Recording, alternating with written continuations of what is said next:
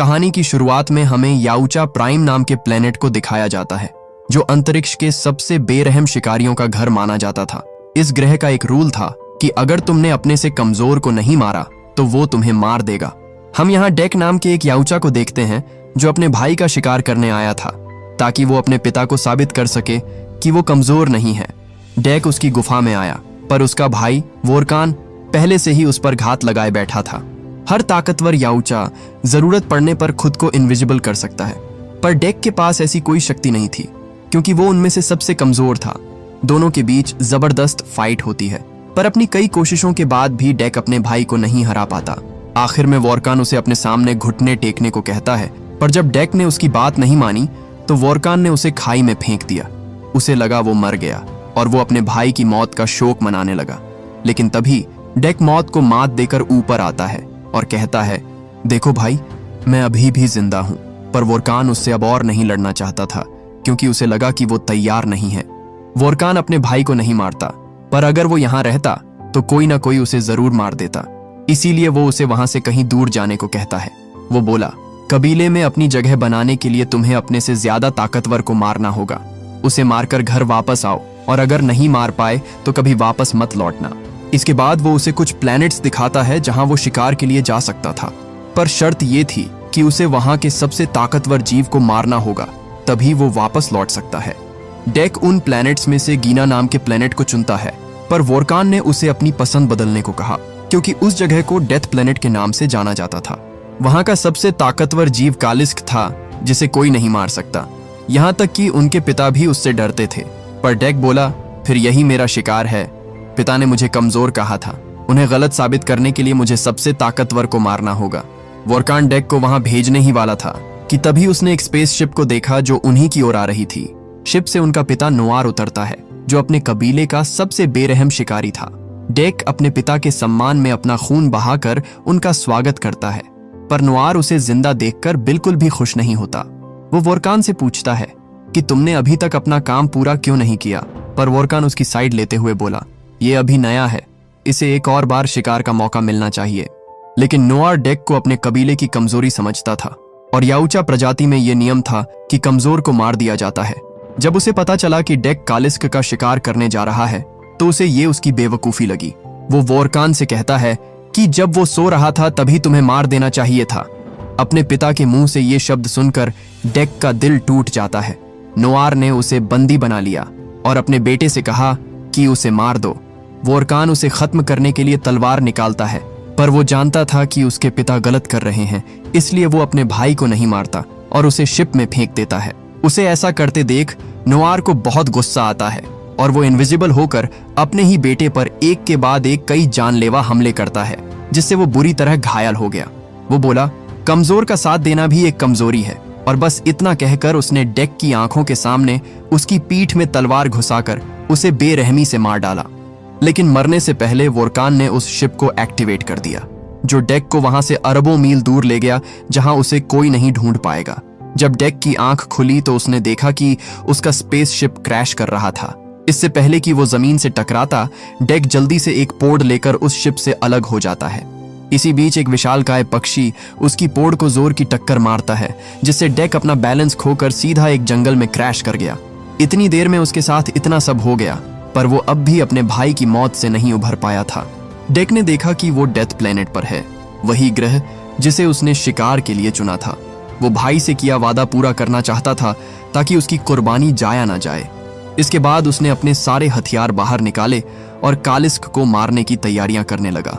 उसे अचानक किसी की आवाज आई, और जब डेक ने पीछे मुड़कर देखा तो एक जिंदा बेल उसके सारे हथियार गायब कर चुकी थी। खतरे की भनक लगते ही डेक एकदम से चौकन्ना हो गया, पर वो कुछ कर पाता उससे पहले ही वो बेलें उसका एक और हथियार छीन लेती हैं। आखिर में उसे निहत्था करके उन बेलों ने उस पर हमला कर दिया, पर डेक के पास अब भी एक तलवार थी जिससे वो खुद को बचाने की कोशिश करता है, पर वो तलवार छूट गई। डेक ने देखा वहां ऐसी सैकड़ों बेलें थीं जिनसे वो अकेले नहीं लड़ पाता, इसलिए वो भाग जाता है। जंगल खत्म होते ही उन्होंने हमला बंद कर दिया, पर अब डेक को अपना हर एक कदम बड़ी सावधानी से आगे बढ़ना था। वो एक पत्ते को स्कैन करता है ताकि पता लगाया जा सके कि वो जहरीला है या नहीं, फिर उसे अपने घाव पर लगा लेता है। वहीं उसे एक कीड़ा दिखाई दिया जिसे वो खाने की सोचता है। पर डेक ने जैसे ही उसे छुआ, वो कीड़ा अपना रंग बदलने लगा। डेक जल्दी से उसे दूर फेंक देता है और पता चला कि वो तो जीता जागता सुसाइड बॉम्ब था। इसके बाद वो खुले मैदान में आया जहां चारों ओर उसे जानवरों की हड्डियां पड़ी मिली। उसकी नजर एक पौधे पर पड़ी जिसमें नुकीले कांटे लगे हुए थे। वो जब जब उनकी ओर जाता, वो कांटे बाहर की ओर आने लगते, मानो उसे मारने के लिए तैयार बैठे हों। डेक उनसे बचते हुए आगे बढ़ ही रहा था कि तभी किसी की आवाज सुनाई दी। उसे लगा खतरा है, पर गौर से देखने पर उसे वहां एक लड़की दिखाई दी। वो जल्दी से अपने सिस्टम में याउचा की भाषा को डाउनलोड कर लेती है ताकि वो उससे बात कर सके। वो कहती है, मेरा नाम थिया है और मुझे वेलैंड कॉरपोरेशन ने बनाया है। पर वो कुछ और कह पाती उससे पहले ही एक बड़ा सा शिकारी पक्षी डेक पर पत्थर फेंकना शुरू कर देता है। थिया उसे बताती है कि जब तुम उसके जहर से सुन्न पड़ जाओगे और हिल नहीं पाओगे, तब वो तुम्हें खाएगी। थिया बोली, मैं तुम्हारी मदद कर सकती हूँ, पर थोड़ी मजबूर हूँ। पर डेक को उसकी मदद नहीं चाहिए थी। इसी बीच वो पक्षी उस पर दोबारा से पत्थर फेंक देता है। डेक ने भागने की कोशिश की, पर इस बार वो उन जहरीले कांटों से बच नहीं पाता। जहर ने तुरंत ही अपना असर दिखाना शुरू कर दिया, जिससे डेक का शरीर सुन्न पड़ने लगता है। बेहोश होने से पहले उसका उस पक्षी को मारना जरूरी था, वरना वो उसे खा जाता। उसने एक ब्लेड से उस पर निशाना लगाया, पर अफसोस उसका निशाना चूक जाता है। उसका ब्लेड थिया से बस कुछ ही दूर पड़ा था, पर उसका हाथ उस तक नहीं पहुंचता। इसी बीच वो पक्षी डेक का शिकार करने के लिए आगे बढ़ा, पर वो उसे मार पाता उससे पहले ही थिया उस पर हमला कर उसे मार डालती है। उसने डेक को एक दवा लगाई जिससे जहर का असर खत्म हो गया। डेक ने उसे उठाया और देखा कि पेट का निचला हिस्सा गायब था। थिया उसे बताती है कि मैं एक सिंथेटिक रोबोट हूं जिसे वेलैंड कॉरपोरेशन ने यहां रिसर्च के लिए भेजा था, पर इस प्लेनेट के क्रीचर्स ने मेरी ये हालत कर दी। डेक उसकी बकबक से तंग आकर उसे वहीं फेंकर आगे बढ़ जाता है, पर थिया को उसकी जरूरत थी, इसलिए वो उसे रुकने को कहती है। वो बोली, मैं जानती हूं कि याउचा प्लेनेट के सबसे ताकतवर जीव का शिकार करते हैं और तुम कालिस्क को ढूंढ रहे हो, पर तुमसे पहले भी कई याउचा कालिस्क के पीछे आए, पर उनमें से कोई जिंदा वापस नहीं लौटा। अगर तुम मुझे अपने साथ ले चलो तो मैं तुम्हें उसकी गुफा तक पहुंचा दूंगी और तुम कालिस्क को मारने वाले पहले योद्धा बन सकते हो। उसे एक टूल की तरह इस्तेमाल करने में डेक को कोई परेशानी नहीं थी, इसलिए वो उसे हाथ में लेकर आगे बढ़ने लगा। इसके बाद वो एक गुफा से गुजरते हैं जहां नुकीले स्पाइक वाले केचुए रहा करते थे।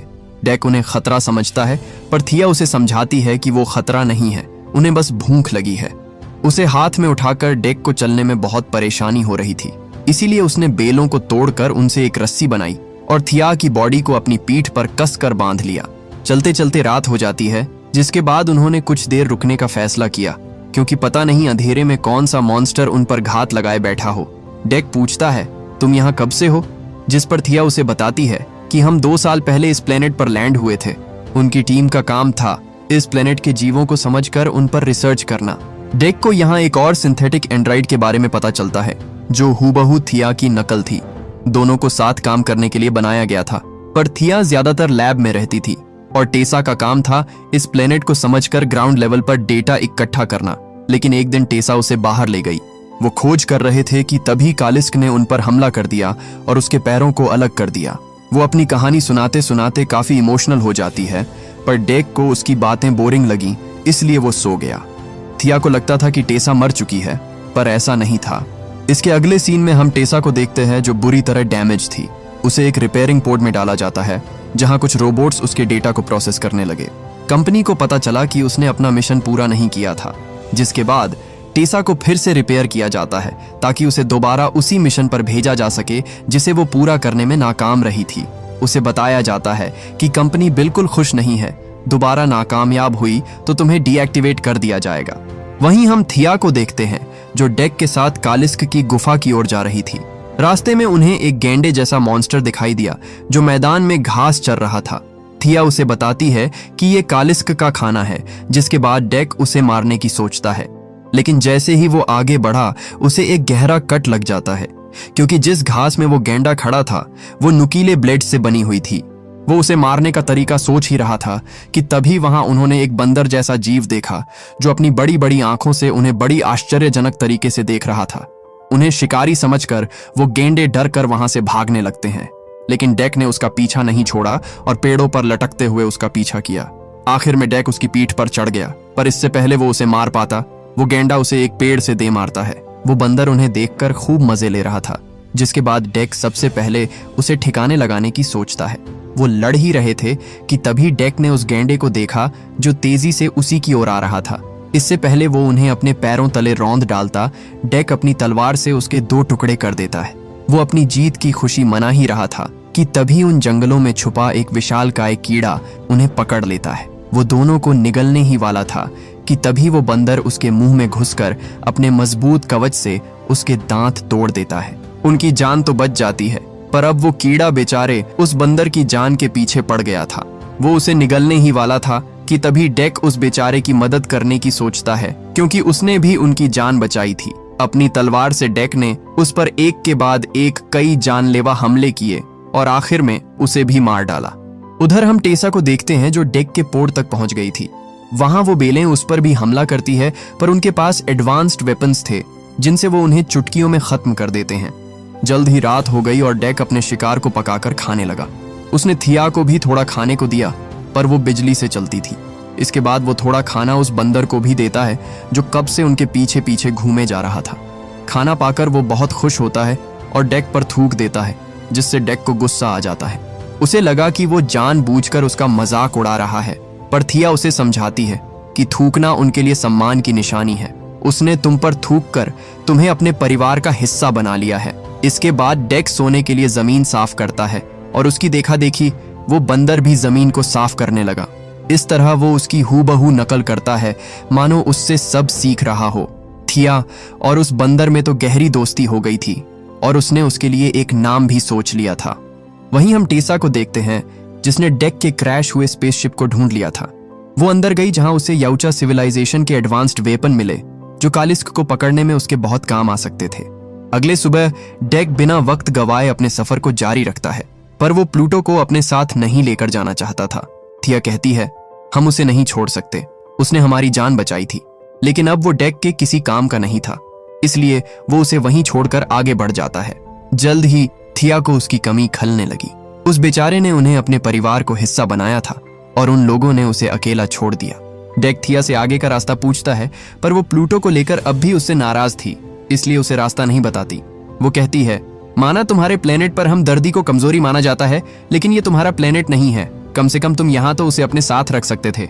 एग्जाम्पल के तौर पर थिया उसे अपने प्लेनेट के भेड़ियों के बारे में बताती है, जिसमें कबीले का सबसे ताकतवर भेड़िया कभी दूसरों पर अपनी ताकत का धौंस नहीं जमाता और हमेशा अपने से कमजोर की रक्षा करता है। डेक उसकी बात समझ गया, पर वो अब भी अपने अतीत के बोझ तले दबा हुआ था। ऐसे में हम दर्दी उसके रास्ते में रुकावट बन सकती थी।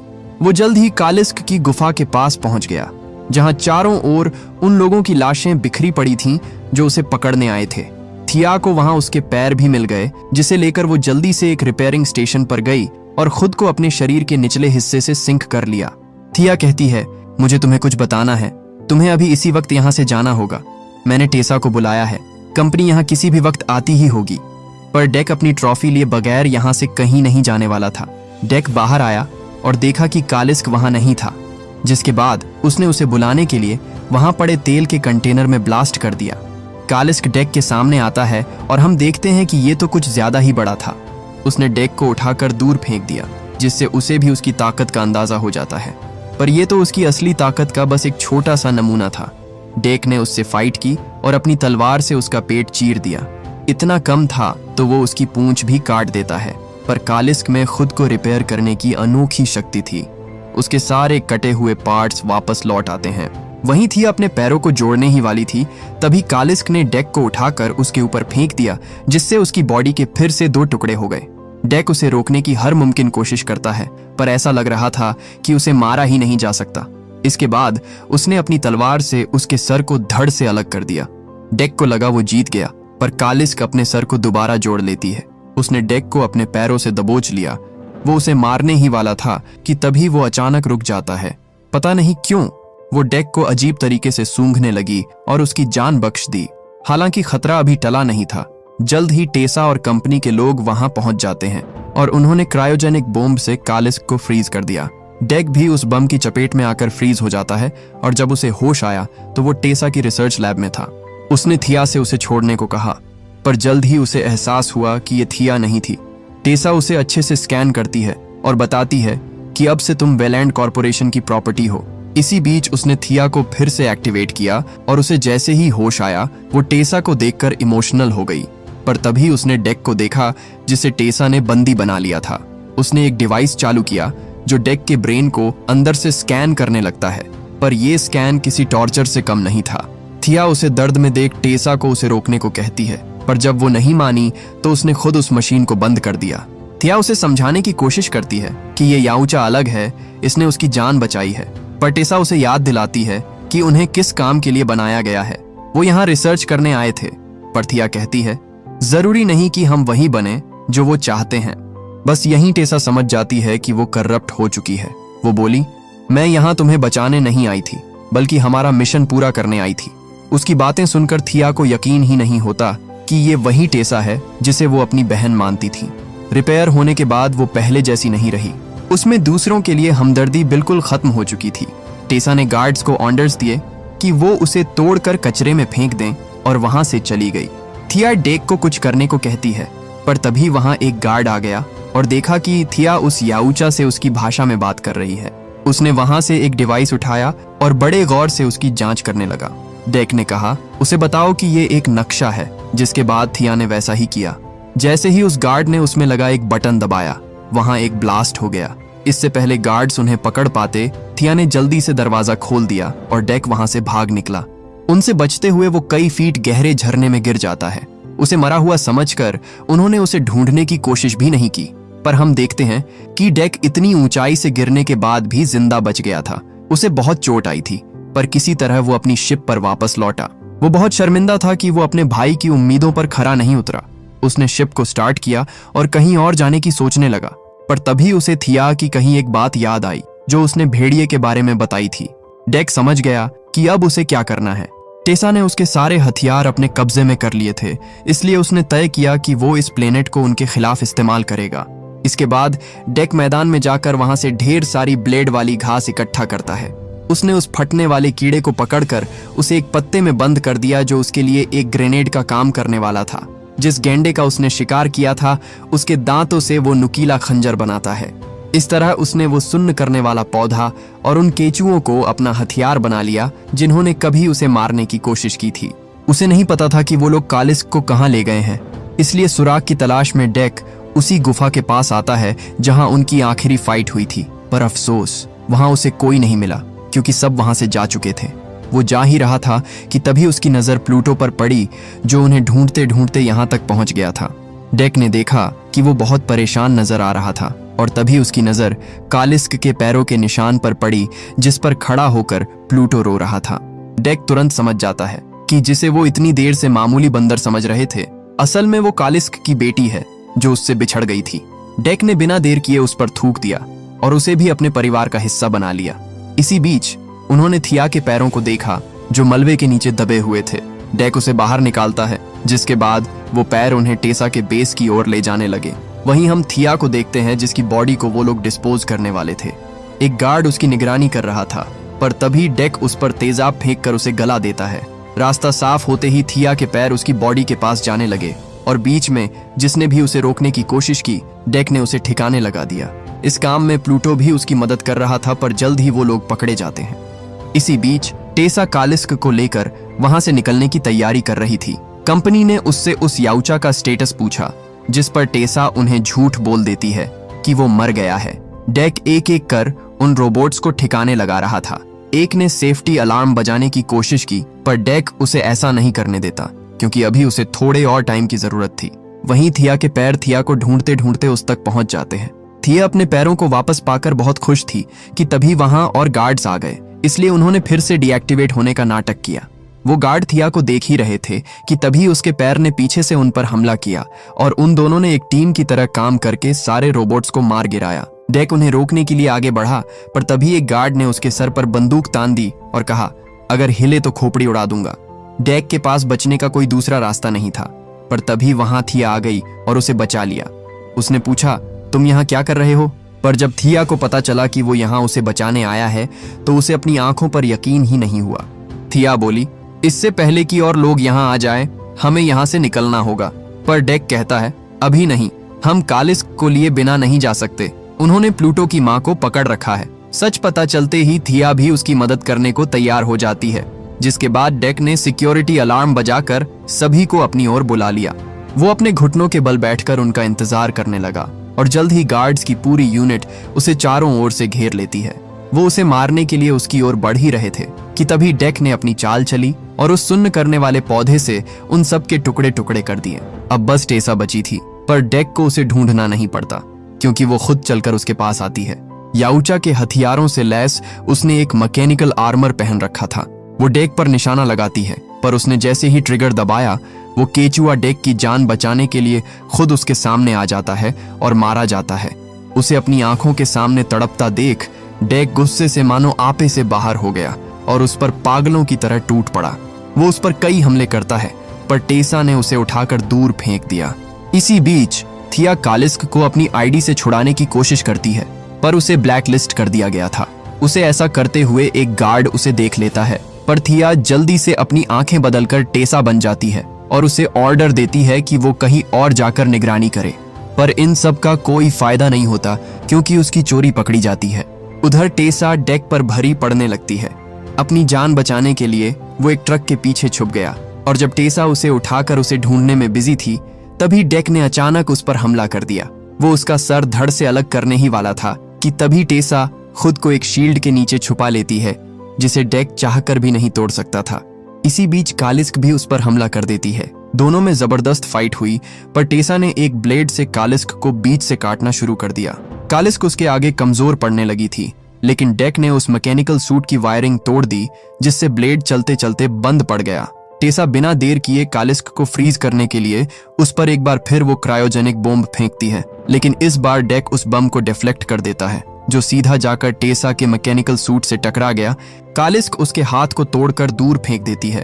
वो उसके सूट को चीरकर उसे मारने ही वाली थी कि तभी टेसा उस पर अपनी लेजर से उस पर निशाना साधने लगती है, पर वो कालिस्क पर आखिरी हमला कर पाती उससे पहले ही कालिस्क उसे जिंदा निगल जाती है। प्लूटो पहली बार अपनी माँ से मिलती है और कालिस्क भी अपनी खोई हुई बेटी को वापस पाकर बहुत खुश थी। ऐसा लग रहा था कि यही इस कहानी की हैप्पी एंडिंग है, पर अफसोस ऐसा नहीं होता। कालिस्क को अचानक बहुत तेज दर्द होने लगता है और उसके मुंह से ठंडी ठंडी भाप निकलने लगती है। वो कुछ समझ पाते उससे पहले ही कालिस्क की पूरी बॉडी फ्रीज हो गई और फिर एक जोर का धमाका हुआ जिसमें उसके शरीर के हजारों टुकड़े हो गए। प्लूटो देखती है कि उनका शरीर अपने आप को फिर से हील नहीं कर रहा था। वो समझ जाती है कि अब वो इस दुनिया से हमेशा हमेशा के लिए जा चुकी है। हम टेसा को देखते हैं जो अभी तक जिंदा थी। वो सबसे ज्यादा थिया से नफरत करती थी क्योंकि उसकी अपनी बहन ने उसे धोखा दिया था। वो थिया को खत्म करने के लिए उस पर लेजर पॉइंट करती है, पर वो उसे मार पाती उससे पहले ही डेक उसकी गर्दन में रोड घुसाकर उसे खत्म कर देता है। प्लूटो टेसा पर बहुत गुस्सा था, पर डेक ने उसे समझाया कि अब वो जा चुकी है। इसके बाद डेक अपने प्लेनेट पर वापस लौटता है। उसके पिता को लगा कि वो यहाँ बदला लेने आया है, पर डेक ने उसकी ओर टेसा का सर फेंकते हुए कहा कि उसने अपना शिकार पूरा किया, अब उसे उसका क्लॉक वापस चाहिए। क्लॉक यानी कि वो इनविजिबल होने वाली टेक्नोलॉजी जो सिर्फ महान योद्धाओं को दी जाती थी। लेकिन उसके पिता अभी भी उसे कायर और भगोड़ा समझते थे जिसने उसके कबीले का सर शर्म से नीचे झुकाया था। उसने डेक को क्लॉक देने से मना कर दिया और अपने लोगों को ऑर्डर्स दी कि वो उसे खत्म कर दे। उसके गार्ड्स जैसे ही डेक को मारने के लिए आगे बढ़े, डेक उन्हें वहीं ढेर कर देता है और अपने पिता को फाइट के लिए चैलेंज करता है। इसके बाद दोनों में जबरदस्त फाइट होती है और उसका पिता डेक पर जरा भी रहम नहीं दिखाता। लेकिन इस बार डेक भी पीछे हटने वाला नहीं था। उसने उनसे फाइट की और उसे बुरी तरह घायल कर दिया। उसकी लड़ने की काबिलियत देखकर उसका पिता खुद को इनविजिबल कर लेता है, पर डेक पहले से ही इसकी तैयारी करके आया था। उसने शिप को स्टार्ट किया जिससे उड़ने वाली धूल से उसे उनकी पोजीशन पता चल गई। बस फिर क्या था, डेक ने उन पर एक के बाद एक कई जानलेवा हमले किए और आखिर में उनका हाथ काटकर दूर फेंक दिया। उसने अपने पिता को घुटनों के बल झुका दिया और उनका हेलमेट निकाल लिया क्योंकि अब वो सबसे ताकतवर योद्धा नहीं थे। उसका पिता अपनी जान बख्शने के बदले उसे अपने कबीले में जगह देने को तैयार हो जाता है, पर डेक ने उन्हें उसके भाई की मौत का जिम्मेदार ठहराया और कहा, अब मुझे किसी कबीले की जरूरत नहीं। बस इतनी देर में प्लूटो उसके पिता का सर चबा जाता है और हम देखते हैं कि अब वो पहले से कहीं ज्यादा बड़ा और ताकतवर हो गया था। उन तीनों ने मिलकर अपना एक अलग कबीला बना लिया था जिसमें याउचा प्लेनेट के रूल्स फॉलो नहीं होते थे, बल्कि वो एक भेड़िए के झुंड की तरह रहते थे। आखिर में हमें डेक की माँ को दिखाया जाता है, जो अभी अभी किसी दूसरे प्लेनेट से लौटी थी। उन्हें देखकर सभी लोग अपनी अपनी तलवारें निकाल लेते हैं और इसी के साथ ये कहानी यही खत्म हो जाती है।